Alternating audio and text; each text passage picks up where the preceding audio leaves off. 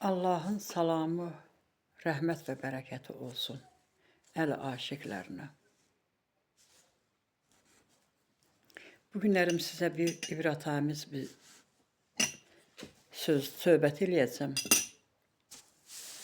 Fikirləşən üçün, düşünən üçün çox məna kəsb eləyir. Deyir, Fironun xanımı dəyişmək istədi.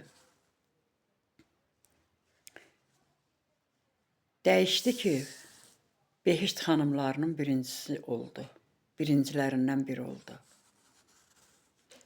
Amma Nuhun oğlu dəyişmədi və dəryalara qərq oldu, həlak oldu.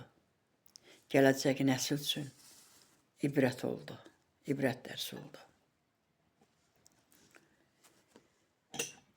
Birinci dəyişmək istəyən xanım, Allahlıq iddiasında olan Fironun xanımı idi. İkinci dəyişmək istəməyən Peyğəmbər evladı idi, Peyğəmbərin oğlu idi. Yəni, insanın özünün xislətindən asılıdır dəyişmək.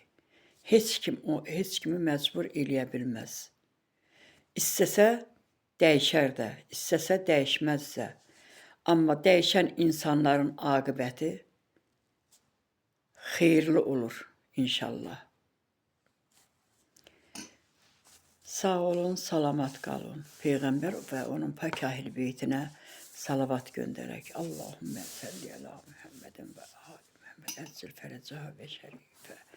İmam Zaman ağanın Xudavənd aləm zührün təcil ilə ginən.